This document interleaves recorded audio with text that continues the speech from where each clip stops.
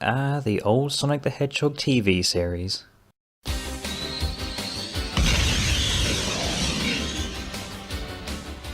As a die-hard Sonic fan since the age of 5, I've had quite a fondness for this cartoon starring the Blue Blur and his friends.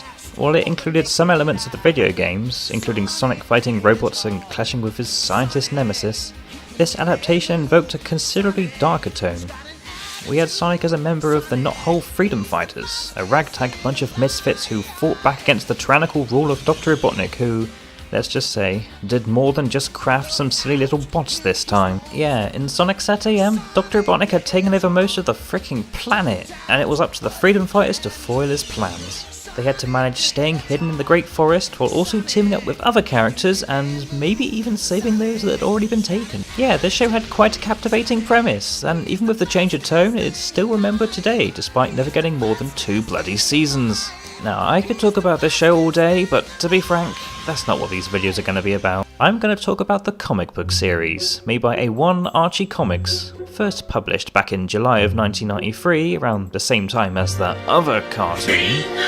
The comic was based on Sonic SatAM and wound up with multiple changes as the series went on. In its humble beginnings, the comic was more of a light-hearted story. Emphasis was more on Sonic and Robotnik's rivalry, and included more comedy. Strange thing to add to this more serious tale, but okay. It was a tad jarring a shift in my opinion, but I'll go more into the changes and whatnot when I start analysing the first issue. Yep, you heard that right. There was actually a short mini-series that came up before the official comics did, I suppose to test the waters and see if they can really make something out of it. The original Sonic mini-series were 4 issues of individual stories, and the first of these is what I'm going to be focusing on today. So the writing and penciling was done by Mike Gallagher and Scott Shaw, respectively. These two know silly slapstick humour, and by God they're going to weave it into the comic. Every page in this miniseries is drawn with quirky jokes and energetic action. There is never a dull moment, and I compliment the artist and writers that made these early issues a roller coaster ride of zany comedy. It also has some early installment weirdness when it comes to the colours, I suppose because they wanted to differentiate itself from the darker colours in the cartoon, because certain characters in this comic have undergone slight physical changes that do not go unnoticed. For instance, Dr. Robotnik has actual human eyes here, giving him even less of a threatening image, but it's not all odd I suppose. Still weird. And look at Sally! Not only is she now rocking an electric yellow hairdo, but she's all orange and missing her shirt. Also that inventor guy, Rotosaurus, he's given the name Boomer here. I mean, whatever. And that's about it for the overlook, so let's get into what this issue is here to show us. First off, I must point out how the first page has these little character introduction banners on each side. It's a nice way of showing all the characters before we get to see them. Anyway, the story starts off with a typical Sonic and Dr. Robotnik encounter, with the big guy squirting poisonous Mega Mac and demanding to know the location of Knothole. This is all very much like the cartoon, which had the exact same synopsis, but it also has the inclusion of the robot enemies from the games. It's rather neat seeing a mix of the American-made content merged with the designs from the Japanese source material. Anyway, issue 0 of this miniseries is basically an introduction to the Freedom Fighters. Sonic is the hero that effortlessly foils Dr. Robotnik's plots with his speed. Sally Acorn is the sort of leader and love interest who does not take Sonic's sass. Antoine D. Colette is the cowardly doofus who is jealous of said love interest. Rotosaurus is inventor extraordinaire and nothing much else. And finally, Miles Tails Prower, Sonic's glorified fanboy. He's not much of a big role here. These 5 Mobians basically fend off Dr. Robotnik in his checker wrecker ball from Sonic 1, until Sonic reaches the nearby well and fishes out a powerful ring, notably a reference to the Lake of Rings in the cartoon that often gave Sonic his edge in battle. This single-handedly gives him the power to knock the ball back into Robotnik's court. And that's about it for the first story. Moving on.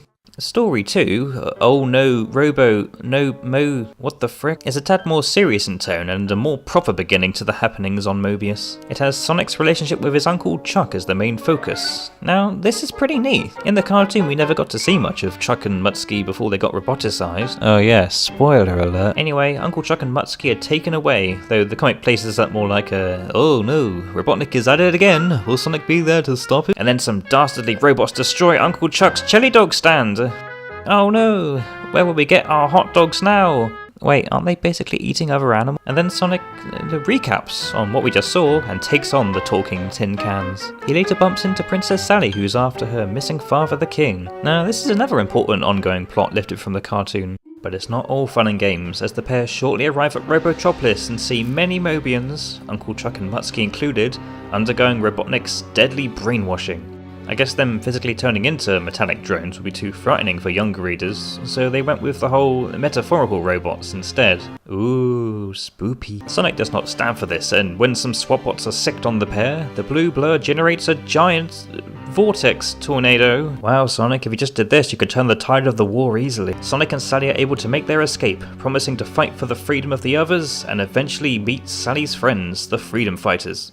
That's a lot of Fs. So far so good. Definitely a straightforward introduction to the status quo of the SatAM cartoon. Because this is a mini-series and not part of the official line, I guess they added these other pages of varying worth. Some of them are neat, like Dr. Robotnik showing off the bots that Sonic and the others trash frequently. Again, neat how Robotnik's American design meshes well with the admittedly off-coloured badniks. Others basically exist for the sake of puns, like Sneaker Feet, where we get a good look at Sonic's friggin' foot. There's also Sonic's 6 speed settings. They're all pretty pun heavy, but at least they're never boring to look at. I mean, look, what's up with Sonic's face though? Anyway, for what it's worth, it's difficult to judge the comic based solely on this one issue. It's tremendously goofy and its humour is very slapstick, but it still carries the underlining tone of rebels fighting against a dictatorship that the cartoon ran with. Certainly something kids would enjoy. It gets a thumbs up from me. I am cautiously optimistic on what the rest of the issues are going to be like.